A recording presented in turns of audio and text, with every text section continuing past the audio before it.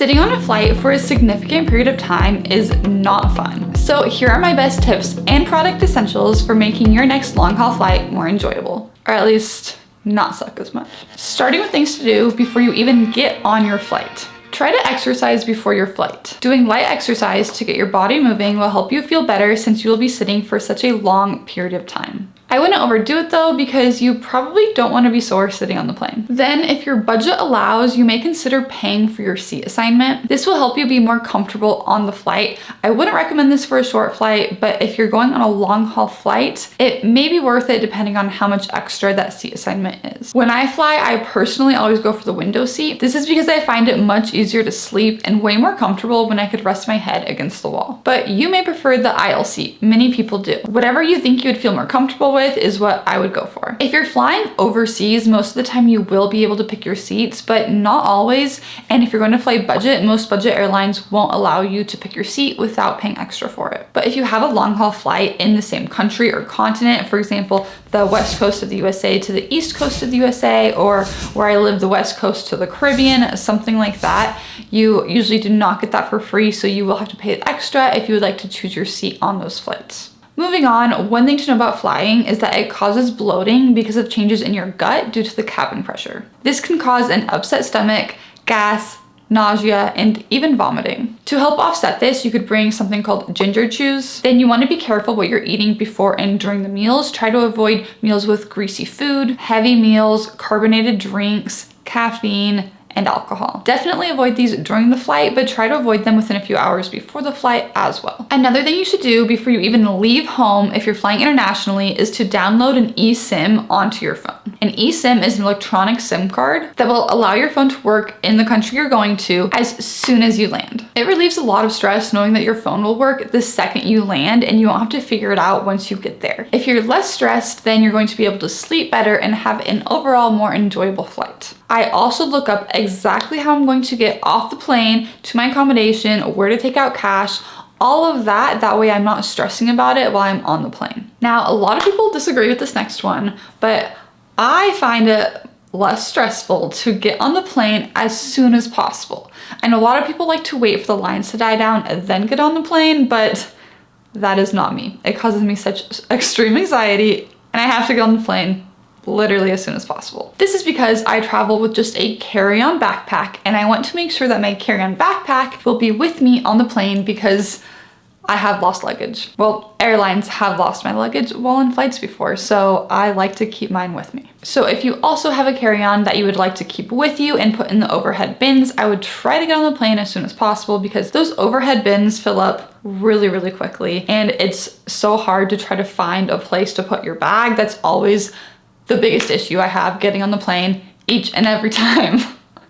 Finding a place for my stuff. And I especially hate if you get like way far in the back and then you realize that it's all full and you have to make your way back towards all the people and then you're like fighting the people in the traffic to get back to the front of the plane to grab your stuff. It's very, very annoying.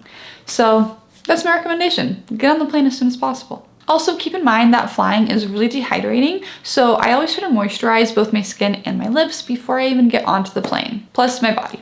Drink lots of water. Okay, now let's get into some airport essentials that you're going to want to have with you. The number one thing that I absolutely cannot travel without is a water bottle. It has to be empty going through airport security, but once you get past TSA, you're allowed to fill it up and bring it with you onto the airplane. I don't know about you, but I hate how they give you a little tiny cup and they only fill it up like 3 times for the entire 12-hour flight. Like that is somehow enough water. No.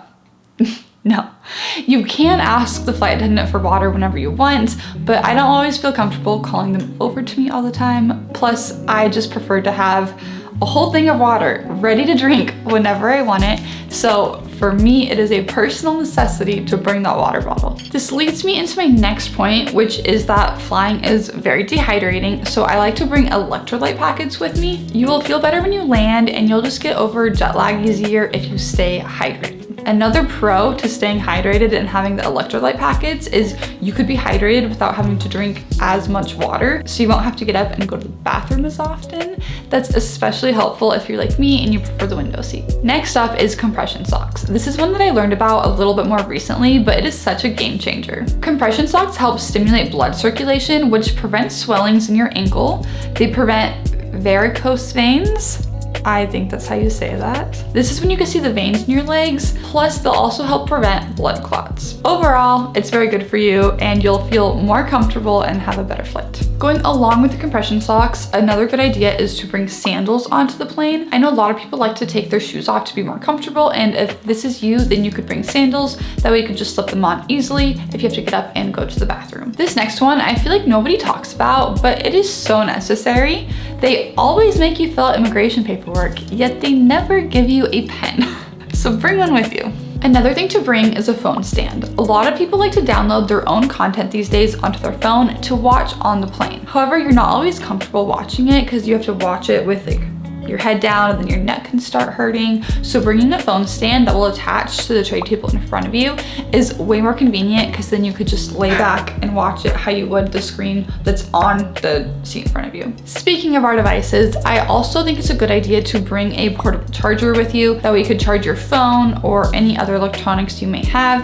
I have been on planes where the adapter doesn't work, so then I'm just trying so hard to charge my phone, yet it is not working. So having a portable charger as a backup could be a good idea. This next one I don't have, but a lot of people really like this. It's noise canceling headphones. So if you have them, bring them. If not, you could just use earbuds instead. I also find that a neck pillow and an eye mask will also be really useful in helping you sleep. This next one is a little fancy. If you no longer have headphones that have a string, or you just want to use your AirPods, there's actually a Bluetooth adapter for that. So you would plug it into the tray table in front of you, and then you'll be able to use your own devices such as your AirPods. Even if you don't have an adapter, I don't either, but I would highly recommend bringing your own headphones. The ones they give you on the plane aren't very good, and often only one ear works. I don't know if that's just me, but I always have that problem. Although most people will spend a lot of time watching movies, this can get boring. This is why I recommend having multiple forms of entertainment. I always bring my Kindle, but you might want to consider bringing a book, cards, a journal, something else to keep you occupied. Sunscreen. It is super important to bring sunscreen. Because you're closer to the sun, you are actually experiencing higher UV rays. Dermatologists are comparing the UV exposure on planes to that in a tanning bed. So especially if you're like me and you like the window seat, have sunscreen with you so you could continue to reapply it. I think this is one of the most popular long haul flights that I hear the most often. Bring a freshen up kit. This will include things like deodorant, baby wipes, face wipes, toothpaste, you know, things that will make you feel fresh and clean after the long flight. This brings me into my next point, which is to do your nighttime routine on the plane, just like you would at home. Brush your teeth, take off your makeup, wash your face. You know, this will tell your brain that it is time to sleep, so it'll help you sleep better, plus you're gonna feel fresher and overall better. This next one is probably obvious, but you're going to want to bring hand sanitizer and sanitizing wipes to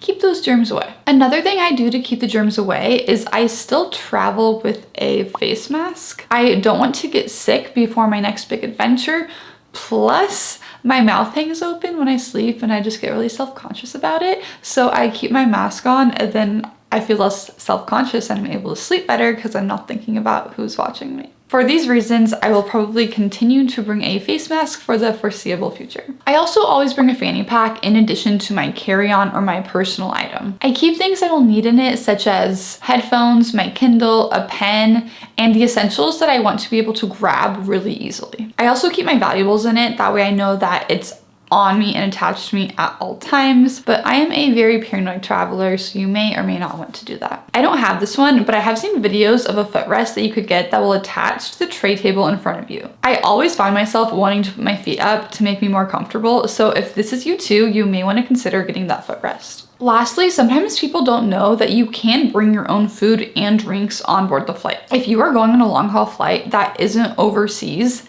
they are not going to feed you. So if you're flying from the US, this means across the US, Mexico, Central America, they're not going to feed you. I was shocked when I found this out, and I was very angry. So don't make that mistake, and make sure you're bringing your own food if you're traveling within this continent. Even if you are flying overseas, if you're on a budget airline, remember that they are still not going to feed you, so you'll still want to bring your own food. But even if you do get fed on the plane, you may want your own food if you're a picky eater, if you're on a diet, if you don't like airplane food, or if you just want some snacks. Now I have a few more overall general tips to leave you with. Number 1, always dress in layers. Sometimes it's really hot on the plane, sometimes it's freezing.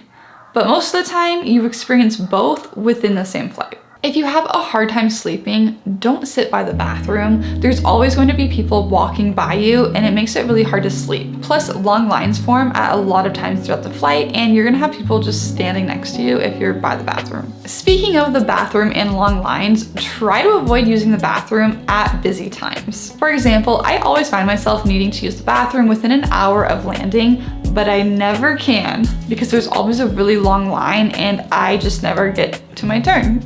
So try to use the bathroom before this. Takeoff and landing are busy times, as are meal times, specifically right after a meal. There you have it. Those are my travel tips and essentials for surviving a long haul flight. If you found this video helpful, please check out some of my other videos, such as how to find cheap flights.